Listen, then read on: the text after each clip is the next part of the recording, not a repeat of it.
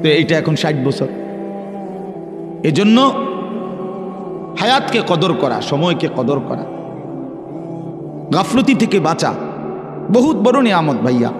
কর্মঠ মানুষ, উদ্যমী মানুষ, মেহনতি মানুষ, পরিশ্রমী মানুষ প্রশংসনীয়, প্রশংসনীয়। মেহনত কাউকে ঠকায় না, মেহনত কাউকে ঠকায়। আমি জীবনে বহু মানুষ, যে কেউ কত সময় অনেকেরে, কেউ যদি আমার কিছু লিখে দিতে কয়, কেউ যদি আমার একটা কিছু লিখিয়া দেন, তা আমি অনেক সময় এটা লিখি। মেহনত কাউকে ঠকায় না, পরিশ্রম কাউকে ঠকায় না। হার লাইনেই পরিশ্রমী কামিয়াব। দুনিয়ার লাইনে কেউ যদি মেহনত করে তো দুনিয়া তার জন্য আসে, আখেরাতের লাইনে কেউ মেহনত করলে তো আখেরাত তার জন্য আসে।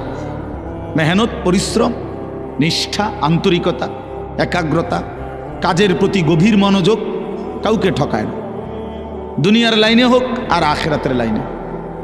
হালাল হারাম এটা পরের বিষয়, কিন্তু পরিশ্রম করছে সে, সফলতা আসবে। প্রতিটা পরিশ্রমের পিছনে সফলতা আছে। এই জন্য আজকে আমাদের ছেলেরা এটা বুঝতে চায় না। তোমরা বাবা অনেক ছেলে বুঝো না, জীবনের সবচেয়ে মোক্ষম সময় এই কিশোর, তরুণ, নওজোয়ান, এই হায়াত। এই সময় পুরা শরীর সুস্থ থাকে, পুরা আপাদ মস্তক সুস্থ থাকে। কিছু গড়লে, কিছু করলে, জীবন সাজাইলে এই সময়টাই সাজাইতে হয়। এই সময়টা যে হেলায় হেলায় নষ্ট করে, মোবাইল, নাচ, গান, ছবি, বন্ধুদের আড্ডা, বুট বাদাম, চটপটি, অসৎ আড্ডা, মেয়ের সাথে কথা, মেয়ের সাথে হাঁটা চলাফেরা, সারা রাত মোবাইলে উলঙ্গ ছবি দেখা, হায় হায়। এইটা এক ধরনের অপদার্থ ছাড়া, এক ধরনের অপদার্থ ফালতু ছাড়া তার জীবনে আর কিছু হয়। এক সময় এটা এক ধরনের জন্তু জানোয়ারের মতো, হাইওয়ানের মতো, না ঘুমের কোনো স্টেশন নাই, না জাগার কোনো স্টেশন নাই। এই এক ধরনের পশুর জীবন যাপন করে, জানোয়ারের জীবন যাপন করে। রাতের 3টা বাজে ঘুমায় না, সকাল 9টা বাজে ওঠে না, মানে ঘুমানেরও স্টেশন নাই, উঠারও কি নাই স্টেশন, স্টেশন। এই জন্য হায়াতের কদর করা ভাইয়া, জিন্দিগির কদর কর। ইউকাল্লিবুল্লাহুল লাইলা ওয়ান নাহার, আল্লাহ তাআলা বলে, বান্দা রাত এবং দিন আমি পরিবর্তন করি। তার মানে সময়ের পরিবর্তন করেন আল্লাহ। একটু আগে আলোকিত দিন ছিল, এখন অন্ধকার পৃথিবী। তো আল্লাহ তাআলা বলেন এটা আমি করছি। সূর্য উঠাইছিলামও আমি, সূর্য ডুবাইলামও আমি, চাঁদ উঠাবো আমি, চাঁদ ডুবাবো আমি। তার মানে আমি আল্লাহ এটা করি। আহুয়াল্লাযী জাআলাল লাইলা ওয়ান নাহারা খিলফাতান, আল্লাহই রাত এবং দিন এনে থাকেন পর্যায়ক্রমে, বাই সিরিয়াল, একবার রাত একবার দিন, একবার রাত একবার দিন। খিলফাতান লিমান আরাদা আন ইয়াযাক্কারা আও আরাদা শুকুরা। আল্লাহ বলেন, যারা যারা আমি আল্লাহর জিকির, আমার ইবাদত করতে চায়, আমি তাদের জন্য রাত দিন বানাই। হ্যাঁ হ্যাঁ, আও আরাদা শুকুরা, আল্লাহ তাআলা বলে যারা আমার শুকর আদায় করতে চায়, আমার গোলামি করতে চায়, আমার কৃতজ্ঞ হতে চায়, আমি তাদের জন্য রাত দিন বানাই। প্রিয় বন্ধু, বাপ আমার, কোনো বাটপার সিটারের জন্য রাত হয় না। কোনো হারামখোর, নারী লুবি, জিনাকার, বেবিচারী, অসভ্য সারা রাত মোবাইলে উলঙ্গ ছবি দেখবা, তোমার মতো জানোয়ারের জন্য রাত আসে নাই। রাত আসছে ইমানদার এশার নামাজ পড়বে, রাত আসছে ইমানদার মাগরিবের নামাজ পড়বে, রাত আসছে ইমানদার তাহাজ্জুদ পড়বে, রাত আসছে ইমানদার আল্লাহর কোরআন পড়বে, রাত গভীরে আল্লাহর জন্য কান্নাকাটি করবে। এদের জন্য, এদের জন্য আল্লাহ তাআলা রাত বানাইছে, কোনো সিটার বাটপারের জন্য না। এই জন্য সবসময় মনে রাখবেন, ইমানদার, নামাজি, উলামায়ে কেরাম, কোরআন পড়নেওয়ালা, দিন নিয়ে যারা থাকে, আল্লাহর কসম এদের উসিলায় বাকি বাটপার সিটারটি খায়, বাকি সিটারগুলো এদের উসিলায় খায়। এই যেগুলো হারামখোর, সুদখোর, ঘুষখোর, মদখোর, নেশাখোর, ফুট্টাখোর, বাবাখোর, ডাইলখোর, ইয়াবাখোর, কিস্তিখোর, এই সমস্ত বেহায়া, বেপর্দা নারী, অসভ্য, এগুলো এই মোল্লা মুন্সির উসিলায় ভাত খায়। হ্যাঁ হ্যাঁ, এগুলো ইমানদারের উসিলা, যারা সেজদা করে, নামাজ পড়ে, আল্লাহর গোলামি করে, তাদের বরকতে ওরা বেঁচে আছে।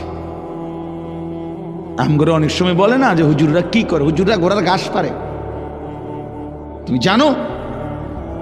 তুমি হিসাব মিলায় দাও, তুমি কি করো আর আমি কি করি। এজন্য এটা জরুরি বিষয় মনে রাখা। আল্লাহ তাআলা এখানে স্পষ্ট বলছেন, আমি কেন রাত বানাই, কেন দিন বানাই?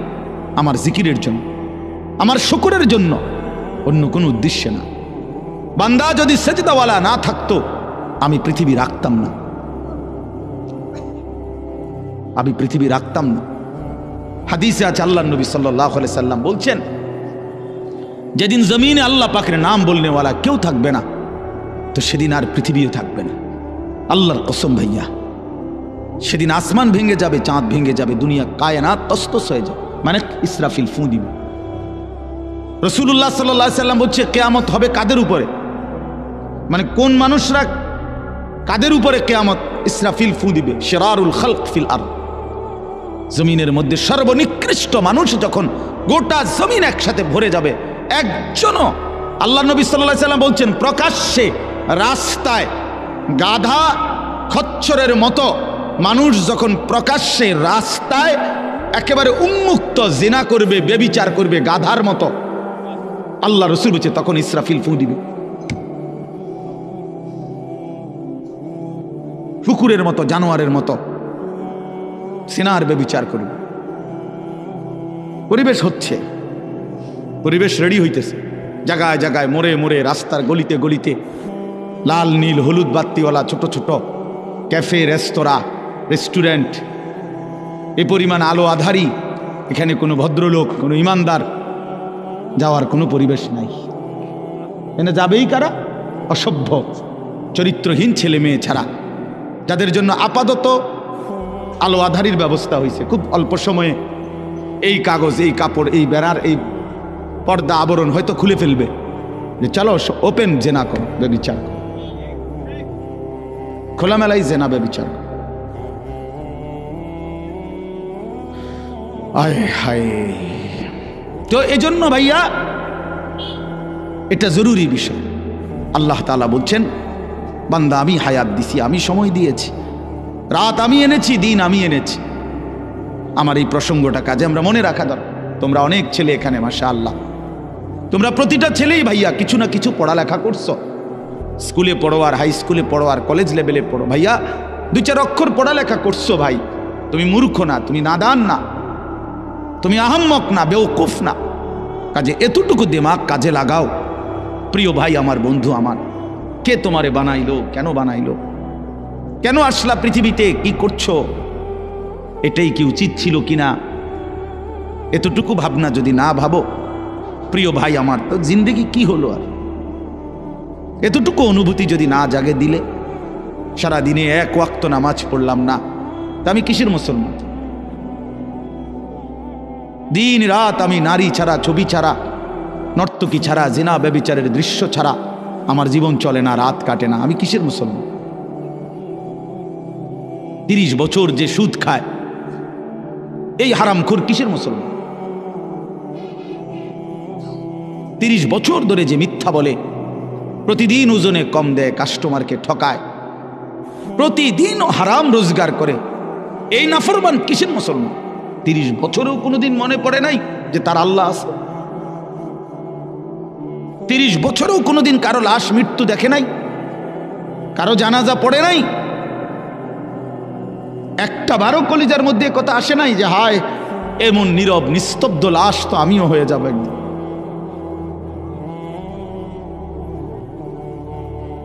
কবর দেখলে তো এটা ভাবা উচিত। রাসূলুল্লাহ সাল্লাল্লাহু আলাইহি ওয়াসাল্লাম বলছেন, তোমরা কবর জিয়ারত করো। তোমাদের কবর জিয়ারত করলে 3টা জিনিস উপকার হবে, 3টা ফায়দা হবে। তুজাহিদু ফিদ দুনিয়া, দুনিয়ার প্রতি বিরাগ হবে, দুনিয়ার বিমুখতা আসবে, আখিরাতের ফিকির আসবে। ওয়া তুযাক্কিরুল আখিরা, আখিরাতের কথা স্মরণ পড়বে। ফা ইন্না ফি জিয়ারাতিহা তাযকিরা, কবর জিয়ারতের মধ্যে তোমার নিজের জন্য তুমি উপদেশ লাভ করবে। রাসূলুল্লাহ সাল্লাল্লাহু আলাইহি ওয়াসাল্লাম বলেছেন 3টা লাভ। 1 নাম্বার, দুনিয়ার প্রতি বিমুখ হবে, আখিরাতের আগ্রহ বাড়বে। 2 নাম্বার, স্মরণ হবে, আর উপদেশ অর্জন হবে যে হায় এই মানুষটা আমার মতো হাঁটতো, ছুটতো, ফিরতো, ঘুরতো, কথা বলতো, জলচ্ছান্ত আমাগো চাচায় বড়া, আমার বাপ, আমার ভাই, উনি আমার চাচাতো ভাই, এ তো আমারই মতো দৌড়তো, ছুটতো, হাঁটতো, খাইতো, ঘুমাইতো, কিন্তু আজ সেই জ্বলন্ত মানুষটা এভাবে স্তব্ধ হয়ে গেল। পৃথিবীর কত মানুষ কত আওয়াজ করতেছে, বেচারা একটা শব্দও করে না। যে মানুষটা একটা মশার আওয়াজে ঘুম ভাঙ্গা যাইতো, আজ এত মানুষের চিৎকার চেঁচামেচি, এই লাশ কেন নড়ে না? আল্লাহ নবী সাল্লাল্লাহু আলাইহি ওয়াসাল্লাম এক সাহাবীর জানাজা পড়তে গিয়ে কবরের দিকে তাকাইয়া, হাদিসে আছে হযরত বারা ইবনে আযিব রাদিয়াল্লাহু তাআলা আনহু থেকে বর্ণিত, তিনি বলেন আল্লাহ নবী সাল্লাল্লাহু আলাইহি সাল্লাম আমাদেরকে সাথে নিয়ে এক সাহাবীর জানাজা পড়তে গেছেন। জানাজা পড়তে গিয়ে কবরের সামনে তাকায়া অনেকক্ষণ কাঁদছেন, খালি কবরের দিকে তাকায়া। আমরাও তার সাথে কাঁদলাম। তো কান্না শেষ করে চোখের পানি মুছে আল্লাহ নবী সাল্লাল্লাহু আলাইহি ওয়াসাল্লাম বললেন, ইয়া ইখওয়ানি লিমিসলি হাদা ফাআইদ্দু, আমার সাথীরা এই কবরের জন্য তোমরাও রেডি হও। নবীজি বলছে আইদ্দু, কবরের জন্য তোমরাও প্রস্তুতি নাও। রাসূলুল্লাহ সাল্লাল্লাহু আলাইহি ওয়াসাল্লাম বলছেন, বন্ধু, মা রাআইতু মানদারান কাত্তু ইল্লা ওয়াল কবরু আফজাউ মিনহু। আল্লাহর নবী সাল্লাল্লাহু আলাইহি ওয়াসাল্লাম বলেন, আল্লাহর কসম উম্মত, কবরের আযাবের চাইতে ভয়ানক কোনো দৃশ্য আমি রাসূল আর কিছু দেখি না। আপনারা অনেক চালাক, অনেকে বুদ্ধিমান, হুজুররা এসব নিয়েই পড়ে আছে। হ্যাঁ, এসব নিয়েই পড়ে আছে। কে মনে করাই দিবে কবর? দুনিয়া মনে করাইবার তো লোকের অভাব নাই। এই মিয়া, দুনিয়া তো সবাই মনে করাই দিতেছে। কবর মনে করাবে কে বন্ধু? আখিরাত মনে করাবে এই 2-4 জন মোল্লা মুন্সি। এরাও যদি পৃথিবীতে না থাকে, আপনারা যদি এদেরকেও হারায় দেন, সরায় দেন, আপনাদেরকে আখিরাত মনে করাবে কে? কবর মনে করাবে কে? দুনিয়া বুঝাবার জন্য তো লোকের অভাব নাই। একটা মাহফিলে আমি যদি এখন বলি, আসেন আজকে যেহেতু আমাকে দাওয়াত দিছে, সবাই মনোযোগ দিয়ে শুনেন একটি অটো কিভাবে চালাইতে হয়, আজকে আমার আলোচ্য বিষয়। তো এখন এইটা বললে মানুষ হাসি দিবে না? কথা বলেন না কেন? ব্যাক কল হুজুর, অটো কেমনে চালাইতে হয় এইটা কনের লেগে নিয়ে আপনার এনে দাওয়াত দিই দই মিয়া। তো তাহলে আপনি দেখুন আমগো যে আমরা দুনিয়া বুঝাইতাম, তো আমি তো বুঝাইতাম চাইছিলাম, আপনি আসলেন কেন? বলেন সিএনজি কিভাবে চালাইতে হয়?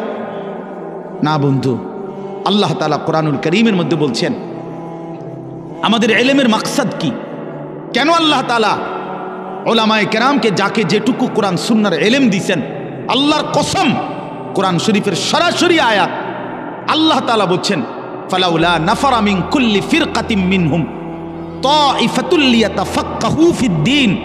আল্লাহ বলেন এই দ্বীনের উচ্চতর জ্ঞান কিছু মানুষ অর্জন করবে, ইলম অর্জন করবে। কেন? আল্লাহ বলেন ওয়ালিয়ুনদিরু কওমাহুম ইযা রাজাউ ইলাইহিম, তারা যখন নিজ জাতি কওম সম্প্রদায়ের কাছে ফিরে আসবে, তারা আল্লাহর ভয় দেখাবে, আখিরাতের ভয় দেখাবে, কবরের ভয় দেখাবে, জাহান্নামের ভয় দেখাবে। ওয়ালিয়ুনদিরু, এটাই উলামায়ে কেরামের কোরআন সুন্নাহর ইলমের মাকসাদ। এ তো কোরআন শরীফের আয়াত। কি আয়াত? কোরআন শরীফের আয়াত। ওয়ালিয়ুনদিরু কওমাহুম, জাতিকে ভয় দেখাবে, আল্লাহর ভয়, আখিরাতের ভয়, কবরের ভয়, জাহান্নামের ভয়। রাসূলুল্লাহ সাল্লাল্লাহু আলাইহি ওয়াসাল্লাম সর্বপ্রথম যেদিন আল্লাহ তাআলা নবীজিকে সাল্লাল্লাহু আলাইহি সাল্লাম মানুষের কাছে দ্বীনের কথা বলার অনুমতি দিয়েছেন, প্রথম যেদিন, সেটা হলো কোরআনের দ্বিতীয় নাজিলকৃত আয়াত। কোরআন শরীফ প্রথম নাজিল হয়েছে তো ইকরা বিসমি রাব্বিকাল্লাযী খালাক, এটা আপনারা জানেন না? 5টা আয়াত এখানে। এটা হলো প্রথম নবীজিকে বলছে, আপনি পড়ুন, আপনার রবের নাম নিয়ে আপনার রবের কালাম পড়তে শুরু করেন। তো এরপরে দ্বিতীয়বারে, মানে দ্বিতীয় কোরআন শরীফ নাজিল হয়েছে, এই সময় আল্লাহ তাআলা বলছে ইয়া আইয়ুহাল মুদ্দাসসির কুম ফাআনজির। এইটা হলো দ্বিতীয় নাজিল। কুম ফাআনজির, বন্ধু আমার, নবী আমার, দাঁড়ান, ওঠেন বন্ধু, ফাআনজির, আমার বান্দাদেরকে ভয় দেখান, কবরের ভয়, জাহান্নামের ভয়, আযাবের ভয়, আখিরাতের ভয়, আমি আল্লাহর ভয়। এই কোরআন শরীফে দেখেন আপনি, ফাআনজির প্রথম আয়াত, প্রথম আদেশ। নবী সাল্লাল্লাহু আলাইহি ওয়াসাল্লামের হাদিস আছে, আমরা সব কিতাবে আছে, আপনারাও শুনছেন।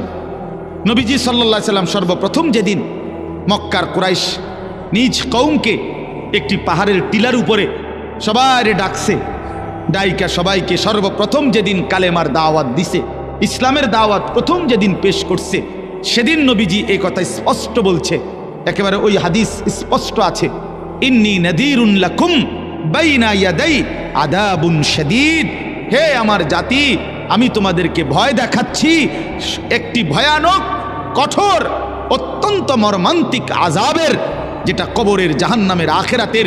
তোমরা সেই আযাব থেকে বাঁচার জন্য কুলু লা ইলাহা ইল্লাল্লাহ তুফলিহুন, সবাই আল্লাহর কালেমা পড়ো, লা ইলাহা ইল্লাল্লাহ পড়ো, তাহলে নিশ্চিত কামিয়াব হবে, ওই আযাব থেকে বেঁচে জান্নাতি হয়েছে। বাপ আমার, বন্ধু আমার, আমরা আপনাদেরকে আখিরাত মনে করাইলাম, আমরা আপনাদেরকে কিয়ামত মনে করাই, কবরের কথা মনে করে। এই মাহফিল মাকসাদ, এটাই মাকসাদ অন্যতম, এটা গুরুত্বপূর্ণ মাকসাদ আমাদের জিন্দেগি। এই ওয়াজ মাহফিল, এই জুমার খুতবা, চারিদিকের এই মাদ্রাসাগুলোর পড়ালেখার ফিকির, মসজিদ, মাদ্রাসা, আল্লাহওয়ালা, আউলিয়া ইজাম, উলামায়ে কেরাম, মুহাদ্দিসিনে কেরাম, মুফাসসিরিনে কেরাম, সবার এই সম্মিলিত যা আয়োজন, দ্বীনি যত আয়োজন, দ্বীনি যত আয়োজন, সবকিছুর মাকসাদ আখিরাত। বলেন না কি? বলো না ভাই, কি? আখিরাত। আখিরাত, দুনিয়া না। দুনিয়া সাজাইতে হয় না, দুনিয়া মালিক এমনিই দেয়। কোরআন শরীফে আছে, কুলু ওয়া তামাত্তাউ কালিলান ইন্নাকুম মুজরিমুন। আল্লাহ বলে, নাফরমান, পাপী, নাফরমানি অবস্থাতেই অসুবিধা নাই, আমার দুনিয়া ভোগ করো, আমার দুনিয়া খাও কিছুক্ষণের জন্য, শুধু এদ্দুর মনে রাখবা, তুমি নাফরমান, ওয়াইলুন ইয়াউমাইদিল লিল মুকাদ্দিবিন, সেদিন হাসরের ময়দানে তোমার জন্য অপেক্ষা করছে জাহান্নাম। এ কথা শুধু মনে রাখ, এখন খাও। দুনিয়া আমি আটকাইতাম না, দুনিয়া আমি কোনো নাফরমানকে আটকাই না। ভাত তরকারি, মাছ, গোস্ত, পেশাব পায়খানা, ঘুম, হ্যাঁ, যৌন চাহিদা পূরণ, এগুলোর সমস্যা হইতো না, খাও, এগুলা ভোগ করো। দুনিয়া আমি আটকাই না। আল্লাহ তাআলা বলছে, দুনিয়া আমি কুত্তারেও খাইতে দেই, দুনিয়া আমি জানোয়ারকেও খাইতে দেই। দুনিয়া জানোয়ারও ভোগ করে ভাইয়া। তুমি শুধু খানা খাও এটা না, কুকুরও খানা খায়। তুমি শুধু ঘুম যাও এটা না বন্ধু, কুত্তাও ঘুমায়। তুমি শুধু পেশাব পায়খানা করো না ভাইয়া, কুকুরও পেশাব পায়খানা করে। তোমার যৌন চাহিদা পূরণ হয় নারী দেখা, ছবি দেখা, কুকুরেরও যৌন চাহিদা পূরণ হয়। তাহলে কুকুরের বাচ্চা কাচ্চা হয় কেমনে? কুকুরের ছাও হয় কেমনে? তাহলে বুঝা গেল এতটুকুর নাম জীবন নয়, এতটুকুর নাম জীবন নয়। এই জন্য আল্লাহ তাআলা বলছে, ইন্নাকুম মুজরিমুন, মনে রেখো নাফরমান, ভোগ করো আমার দুনিয়া, অসুবিধা নাই। নামাজ পড়ো নাই, সমস্যা নাই, ভাত খাও। সেজদা দাও নাই, অসুবিধা নাই, খানা খাইয়া লাও, শুয়ে লাও। ফজর পড়তে কখনোই মন চায় না, আচ্ছা ঠিক আছে, খানা খাও, নাস্তা খাও। শুধু মনে রাখবা ফজরের নামাজ পড়ো নাই, শুধু মনে রাখবা এশার নামাজ পড়ো নাই, শুধু মনে রাখবা সুদের টাকা, শুধু মনে রাখবা সিটারির টাকা, শুধু মনে রাখবা বেপর্দা জিন্দিগি, শুধু মনে রাখবা বেহায়া জিন্দিগি। বাকিটা আমি পরে দেখবো, ফিরা, এখন ভাত খাও। ইন্না লাদাইনা আনকালাম ওয়া জাহিমা, আমি আল্লাহ প্রস্তুত রেখেছি জাহান্নামের আগুনের শিকল এবং জ্বলন্ত আগুন। ইন্না আ'তাদনা লিল কাফিরিনা সালাসিলা ওয়া আগলালাম ওয়া সাইরা, আমি আল্লাহ তাআলা সমস্ত নাফরমানের জন্য প্রস্তুত রেখেছি আগুনের শিকল 70 হাত লম্বা, 70 জিরাআন, এবং আগুনের বেড়ি যেটা কাঁধের সাথে বাঁধ দেওয়া হবে, হাত পিছনের দিকে নিয়া, এইভাবে প্রত্যেক নাফরমানকে জাহান্নাম হাসরের ময়দানে ফেরেশতারা এই 2 হাত পিছনের দিকে ভাবে দিয়া, থুতনির নিচে এই হাত রাইখা এইভাবে ঠেলা দিয়া আগুনের বেড়ি দিয়া বাঁধ দিবে। আল্লাহর কসম, এটা কোরআন শরীফের সূরা ইয়াসিনেও আছে, ইন্না জাআলনা ফি আ'নাকিহিম আগলালান ফাহিয়া ইলাল আদকানি ফাহুম মুকমাহুন। এইটার অর্থ এটাই, এইভাবে এইভাবে ধাক্কা দিবে, এইভাবে যদি কাউরে বাঁধ দেয়, আয় হায়, এই নাফরমান আর কোনোদিন চোখটাও নিচের দিকে নামাইতে পারবে। কেমনে নামাইবে? কিভাবে? ও সাইরা, এবং জাহান্নামের আগুন। এজন্য দোস্ত আমার, এই আয়াতগুলোর তরজমা শুনেন, তাইলেই বুঝবেন। এই আয়াতগুলোতে আল্লাহ তাআলা বলছে, বান্দা যাই করছো বান্দা, যে যাই লাফালাফি ফালাফালি, দুনিয়া নিয়া কামরা কামরি, হায় সম্পদের যথেচ্ছ ব্যবহার, হালাল হারামের মিশ্রণ, জায়েজ না জায়েজ, পাক না পাক, সব এলোমেলো করে ফেলছো বান্দা। জিন্দগির কোনো নিয়ম নাই, কানুন নাই, শৃঙ্খলা নাই, উপার্জনের মধ্যেও কোনো হালাল হারামের কোনো পরোয়া নাই, জীবনের মধ্যেও কোনো হালাল হারামের পরোয়া নাই। আপন বোনও দেখো, পরের মেয়েকেও দেখো, নিজের বউরকেও দেখো, পরের বউরও দেখো। হায় হায় মুসলমান, হারাম টাকা হালাল টাকা সব মিক্সার করে ফেলছো। শুধু টাকা দরকার, দুনিয়া ভোগ করা দরকার। আল্লাহ তাআলা বলে, বান্দা যাই করছো তবে শুধু এটা মনে রেখো, এই অচিরেই তুমিও থাকবা না, দুনিয়াও থাকবে না। এই দুই শব্দ মনে রেখে, আমিও থাকবো না, গোটা সৃষ্টিও থাকবে না। আল্লাহ তাআলা বলেন তুমিও শেষ হয়ে যাবা, মরে যাবা, এই গোটা সৃষ্টি জগতও মরে যাবে। আমরা পৃথকভাবে মরলে বলে মৌত, আর গোটা সৃষ্টি জগৎ যেদিন মরে যাবে সেটারে বলে কিয়ামত। এই তফাৎ, শব্দগত তফাৎ। ব্যক্তির মৃত্যু হলে, একক মৃত্যু হলে সেটারে বলে মৌত, আর সমষ্টিগত পুরা কায়নাত, আল্লাহর পুরা মখলুকাত একসাথে যখন শেষ হবে সেটারে বলে কিয়ামত। তো আল্লাহ তাআলা বলছে একদিন অচিরেই দেখতে দেখতে তুমিও নাই, একদিন শুনবা পৃথিবীও নাই, আসমানও নাই, জমিনও নাই, কায়নাতও নাই, সব আমি আল্লাহ তাআলা ভেঙ্গে চুরে চূর্ণ বিচূর্ণ করে ফেল। ইদা সামাউন ফাতারাত, আসমান কাচের মতো চুরচুর করে ভাঙবে। ওয়া ইদাল কাওয়াকিবুন তাসারাত, কোটি কোটি তারকারাজি খসে খসে পড়বে। তারকারাজি কোটি কোটি বলতেও তো কোটি কোটি কতক্ষণ করলে শেষ হইব, বুঝেন নাই কথাটা? মানে কোটি কোটি কোটি কোটি 10 বার কইলে শেষ হয়ে যাব নাকি? হিসাব আছে? সৌরজগতের কোনো হিসাব বিজ্ঞানীদের কাছে আছে শেষ? নাই, না নাই মিয়া। এই গ্রহ উপগ্রহ নক্ষত্র গ্যালাক্সি, এই নিহারিকা গ্রহাণী পুঞ্জ যা কিছু তো খবর নেই, খবর নেই। এমন গ্রহ পৃথিবীতে, এমন তারকারাজি, নক্ষত্রের আলো যেটা পৃথিবী পর্যন্ত বিজ্ঞানীরা বলে যে এখন আইসা আলোই পৌঁছায় না। কি কয় এগুলো? কি গবেষণা? বাস্তবতা এমন হইতেই পারে। হ্যাঁ হ্যাঁ, নাইলে একটা উদাহরণ বলি।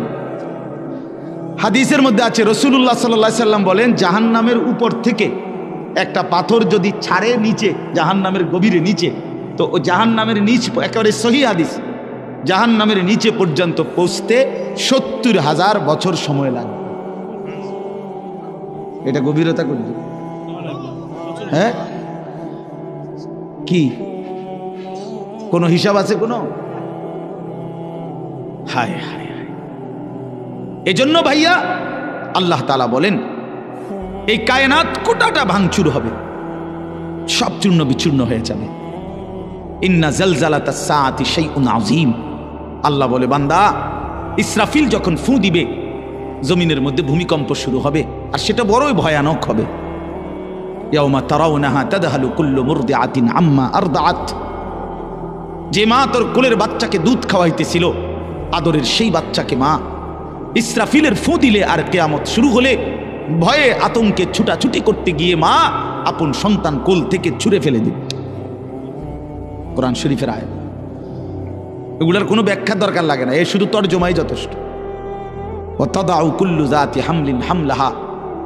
যে মা 9 মাস সন্তানকে গর্ভে, পেটে বাচ্চা ছিল, ইসরাফিল ফু দিলে সেই মা এভাবে পাগলের মতো দৌড়াবে, গর্ভের বাচ্চা নিজে নিজে বের হয়ে যাবে।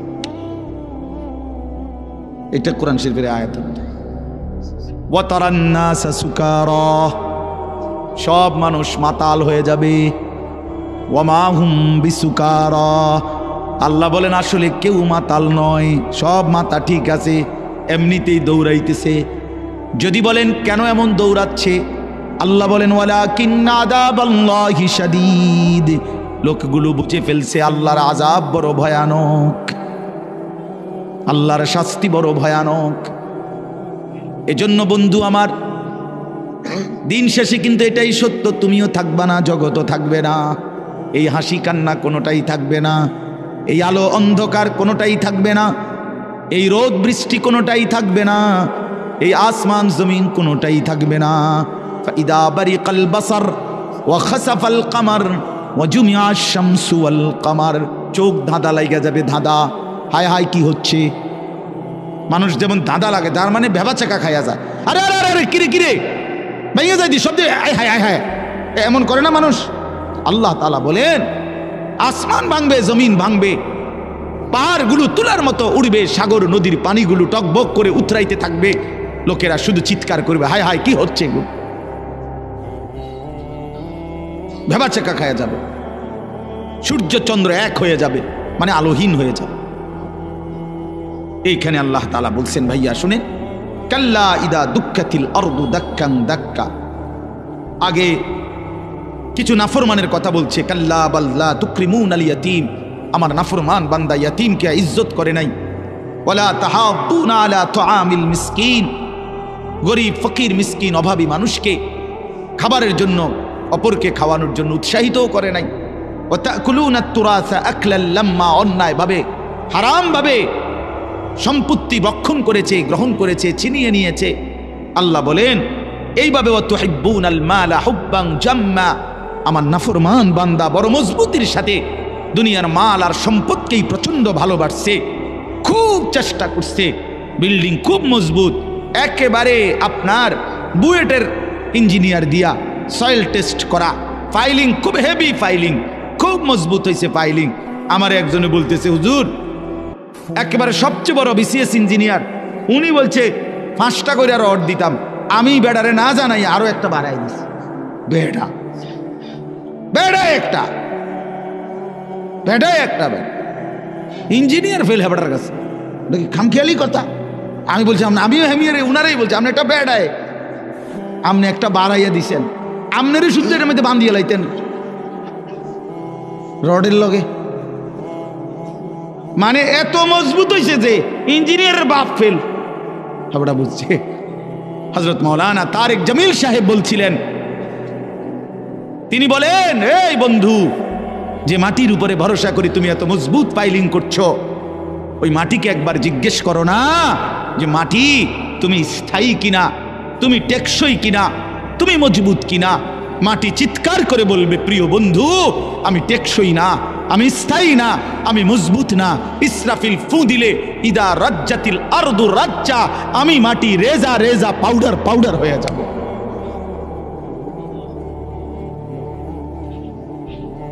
এক স্রোতের পানি আমি মাটিকে টিকায় রাখতে পারে না, আমার মালিকের ফয়সালা যখন হয়।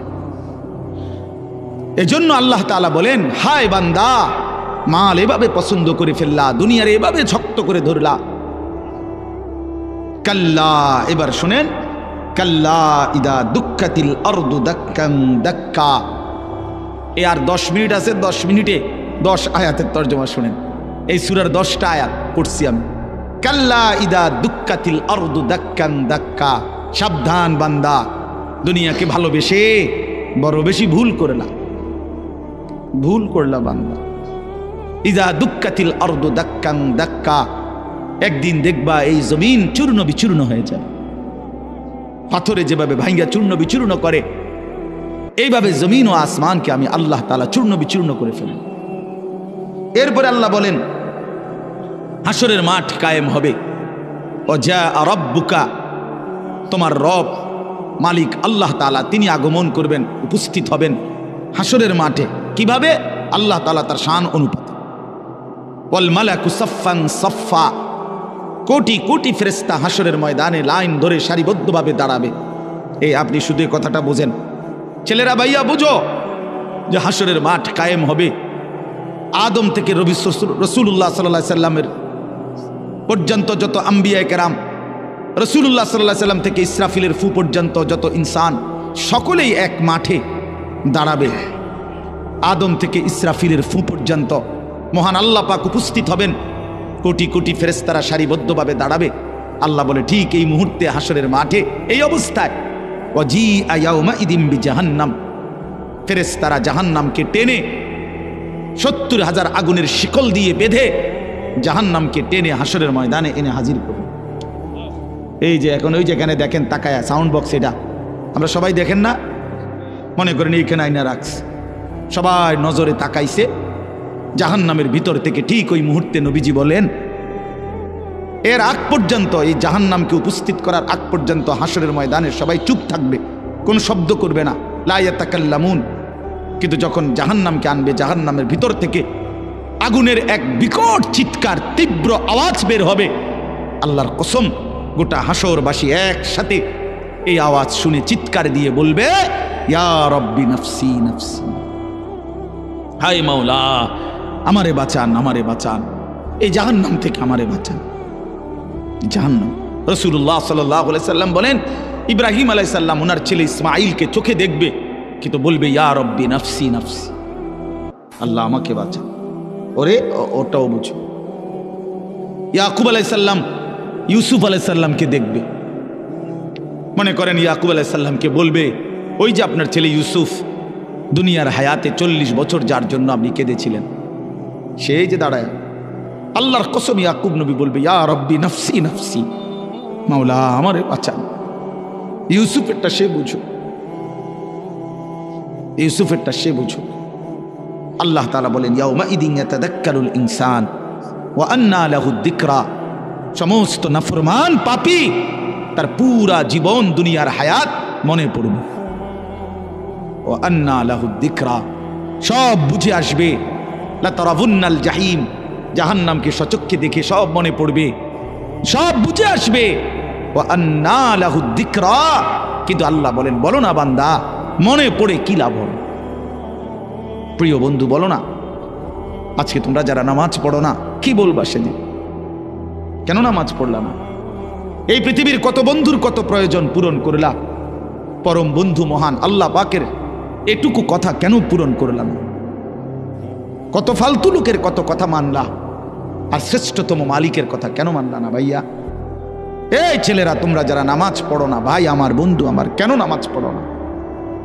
সারা দিন রাত নারী ছবি, অশ্লীল দৃশ্য নিয়ে যাদের জিন্দিগি রাত দিন, প্রিয় ভাই, কয়জন নারী দরকার? এই অসভ্য, চরিত্রহীন, দুশ্চরিত্র, লম্পট, বল বেটা নাফরমান, কত উলঙ্গ নারী দেখলে তোর শখ মিটবে?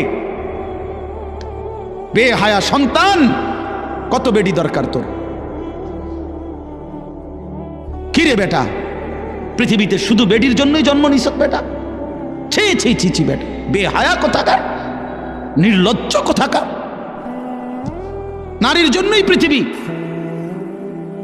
শুধু এই বেডির লাগে থাকার জন্যই জীবন। মহান আল্লাহ পাক এমন সুন্দর এক হায়াত দিছে শুধু এই নারীর জন্য না।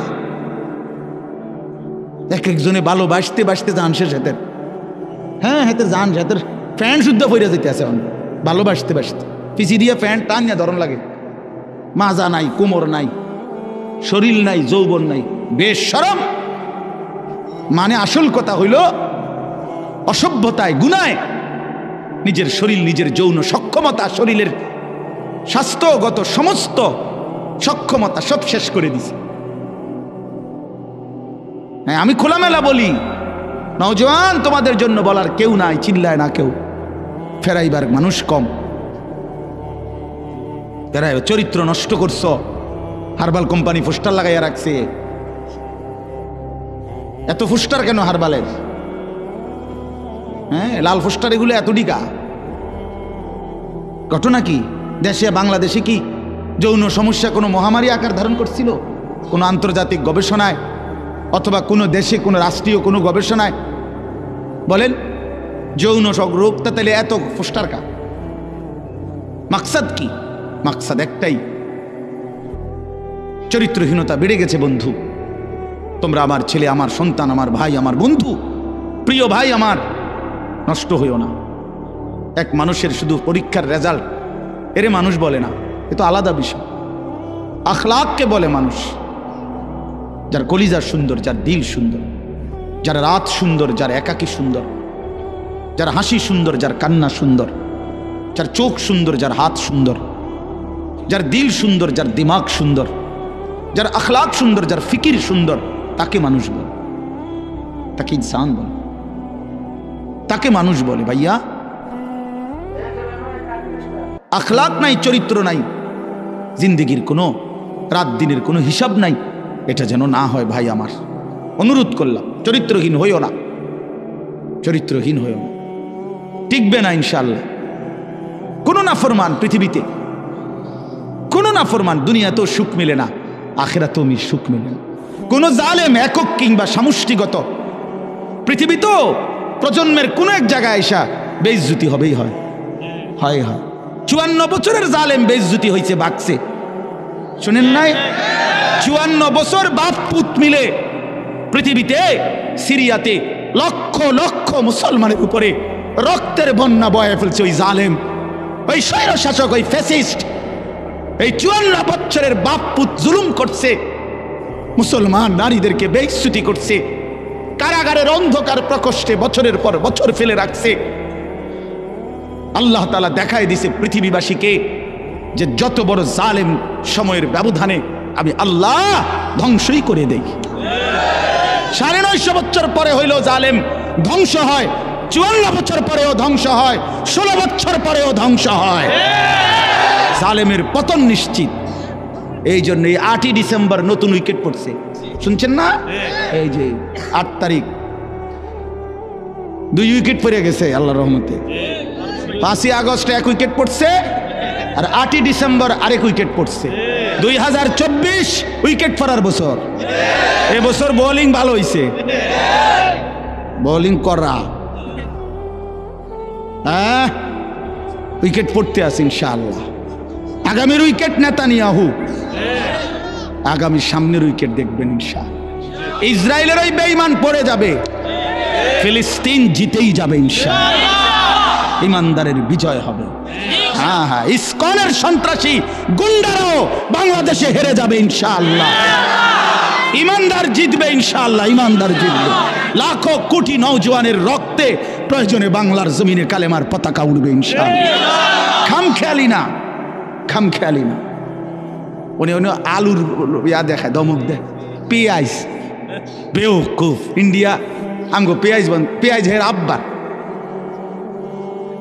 পেঁয়াজ আটা আলু মোদির আব্বার, তার বাপে উৎপাদন করে এগুলো, তাইলে তো বেটা ধমক দাও কেন? তাদেরকে 130 কোটি ওই হিন্দু বেঈমানকে যিনি খাওয়ায়, প্রতিদিন রিজিক দেয়, তিনি তো বেটা আমার আল্লাহ বেটা। তো তুই আমারে ধমক দাস কেন বেটা? তুই কিরে বেঈমান? তোদেরকে যিনি খাওয়ায় বেটা উনি না আমার আল্লাহ বেটা? তো তোর কি? তোদের তো মূর্তি ছাড়া আর কিচ্ছু নাই বেটা। তোদের কোনো মালিক আছে নাকি বেটা? তিনি তো আমার মালিক। তা আমার মালিক তোরে খাওয়ায়, আমারে খাওয়াইতো না? হ্যাঁ, তোর কথা মিয়া। এজন্য কোনো ভয়ের কিচ্ছু নাই ইমানদার। তোমরা লক্ষ কোটি যুবক বাংলাদেশে, তোমাদের কাছে দিন আমানত, ইসলাম আমানত বন্ধু, আমানত। 110 কোটিকে আমরা ভয় করি না, 130 কোটি আমাদের কোনো হিসাব না, আমরা গণি না। আমাদের একজন, আমাদের কয়জন? আগেও ছিল একজন, এখনো একজন, আগামীতে একজন, তিনি আল্লাহ, তিনি আকবার, তিনি বড়। আল্লাহু আকবার বলো, জোরসে বলো, জোরসে বলো, বলতে থাকো আল্লাহু আকবার, আল্লাহু আকবার, আল্লাহু আকবার, আল্লাহু আকবার, আল্লাহু আকবার। বেঈমান শুনুক, বেঈমান শুনুক, বেঈমান কাঁটাতারের ওই পাশ থেকে শুনুক যে মুসলমানের যুবক ঘুমায় নাই, ইমানদার ঘুমায় না বেটা। ইনশাআল্লাহ, ইনশাআল্লাহ কালেমার বিজয়ী হবে, ইনশাআল্লাহ হকের বিজয় হবে। শহীদ অ্যাডভোকেট সাইফুল ইসলাম আলিফের রক্তের উপরে, শাহাদাতের খুনের উপরে ইসকন এদেশে নিষিদ্ধ হবে ইনশাআল্লাহ। কোনো সন্দেহ নেই, কোনো সন্দেহ নেই। এদেশে হিন্দু থাকুক, কোনো মানা নাই, ইসকনের গুন্ডারা থাকতে পারবে না। আমরা কোনো সময় হিন্দুদের উপরে জুলুম করি নাই, কোনো সময় করি নাই। আমরা বছরের পর বছর ধরে বাংলাদেশের ঐতিহ্য এটা, আমরা বাংলাদেশের ঐতিহ্য, এটা সম্প্রীতির চূড়ান্ত একেবারে তুলনাহীন দৃষ্টান্ত বাংলাদেশ, যেখানে আমরা সংখ্যালঘুদের উপরে কখনোই জুলুম করি নাই। আজকে যেই সন্ত্রাসী, ওই গুজরাটের সন্ত্রাসী, সে তো সংখ্যালঘু নির্যাতনের অপরাধে সে দোষী আন্তর্জাতিকভাবে। এই মোদি, সে তো গুজরাটে যখন মুখ্যমন্ত্রী ছিল তখন তো গুজরাটের হাজার হাজার মুসলমানকে জবাই করে শহীদ করছে তার আমলে। ওরা এখন আমগরে ফাঁকা বলি শুনে। আমরা আপনার জুলুম, আমরা কোনো জুলুম করি নাই। 5ই আগস্টের পরে বাংলাদেশের মুসলমানের সন্তানরা সমস্ত হিন্দুদের মন্দির পাহারা দিছে। তবে হিন্দু মন্দির পাহারা দিল, আমরা মুসলমান, বিনিময়ে বেঈমান তুই আমার ভাইকে জবাই করে দিলি কেন? এই ছিল প্রতিদান, এই ছিল তোদের মন্দির পাহারার বিনিময়। এই জন্য দোস্ত আমার, বন্ধু আমার, কারো ষড়যন্ত্রে বাংলাদেশ ইনশাআল্লাহ 100টা জমিন, 1 ইঞ্চি জমিন আমরা হারতে দেব না ইনশাআল্লাহ, ইনশাআল্লাহ, ইনশাআল্লাহ, ইনশাআল্লাহ।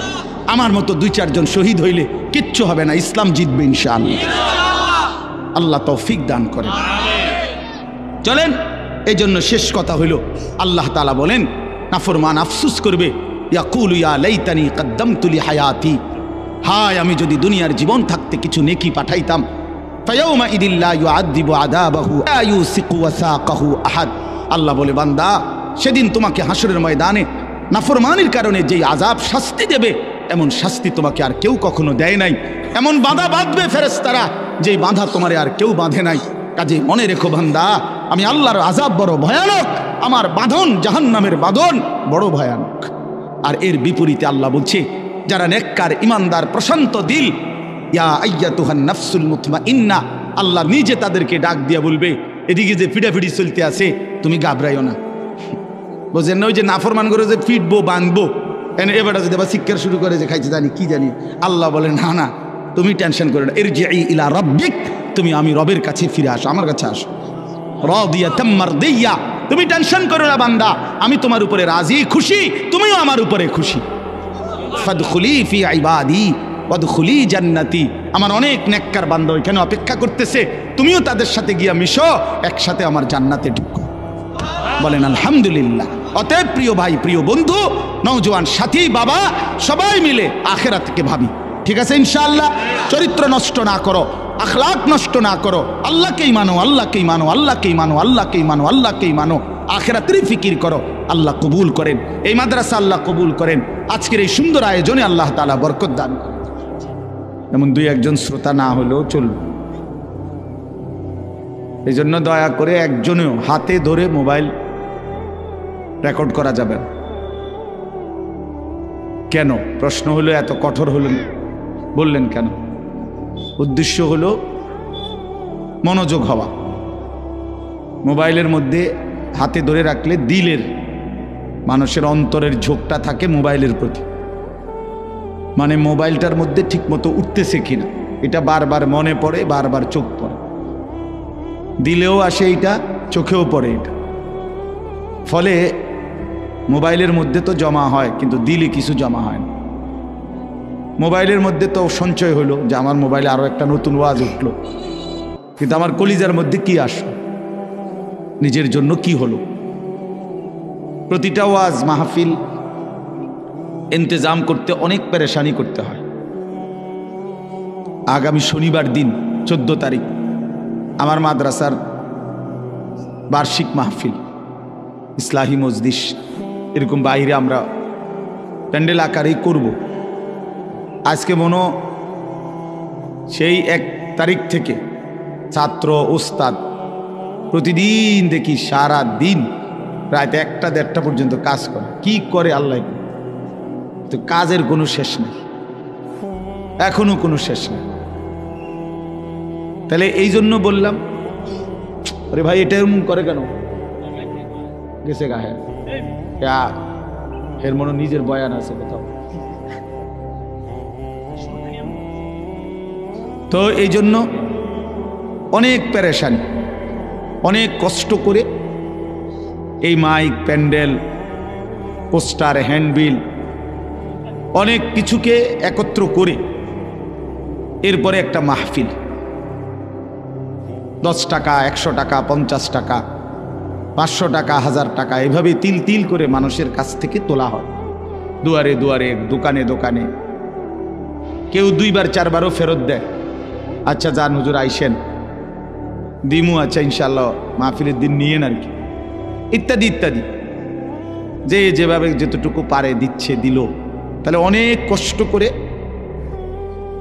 এই অল্প কয়টা টাকা জমা করে, জোগাড় করে, যথেষ্ট পরিমাণ পেরেশানি করে এরপরে মাহফিলটা সাজানো হয়। সেটা যদি শুধু কেবল বুট, মুড়ি, বাদাম, চটপটি, পেঁয়াজু, কিছু বেলুন, ফোটকা এর মধ্যে শেষ হয়ে যায়, আমার ভাই এটা ইনসাফ হয় না। এত গরু আয়োজনের মধ্যে এত কষ্টের ভিতরে এটার মাকসাদ শুধু এই দোকানপাট আর এই তামাশা না, আমার নিজের জন্য কোনো খোরাক, নিজের জিন্দিগির জন্য কিছু নিলাম কিনা, এটা হলো মূল মাকসাদ। ইদানিংকালে এটা খুব বেশি প্রকট। আমরা তো প্রতিদিন এই মাহফিলে গেলে দেখি মাহফিলের ইন্তেজামগুলোকে বরবাদ করে দিচ্ছে প্রতিদিন দোকানপাটগুলো। এত বেশি পরিমাণ দোকানপাট বসে যে মাঝে মাঝে মাহফিলের ভিতরে ঢুকা পর্যন্ত খুব কষ্ট হয়। মানে এই দোকানের জ্বালায় হাইটা যে কদূর যাবে এই সুযোগটাও। তাইলে আপনি ইনসাফের সাথে বলেন, এত কষ্টের আয়োজনের মাকসাদ বুঝিয়ে এই বুট বাদাম বিক্রি করা, চটপটি বিক্রি করা? চটপটি কি পৃথিবীতে কোনো অভাব পড়ছে? না, চটপটি কি কোন দিন বেচা বন্ধ রয়েছে? মাহফিলে না বছরে একদিন হলো এখানে, কিন্তু চটপটি তো বুট বাদাম তো প্রতিদিনই বেচা হয়। কিন্তু এই গাফেল দোকানদাররা সকাল থেকে আইসে এইভাবে জমায়া বসে যে অসংখ্য কিশোর ছেলে, 12, 14, 15 বছরের ছেলেগুলো বাড়ির থেকে তো আসে ওয়াজ শুনবার উদ্দেশ্যে। মা বাপ জানেও এটা, ছেলেটা মাহফিলে গেছে, কিন্তু অনেকগুলো ছেলে আছে যারা এই পুরাটা টাইম শুধু শুধু ঘোরে। 10 টাকার বুট খাইছে 1 ঘন্টা লাগায়া। আশ্চর্য, এটা কি কথা হইল? 10 টাকার বাদাম খাইছে 1 ঘন্টা লাগায়া, আড্ডা দুষ্টামি। এটা তো ভাইয়া জিন্দিগি না।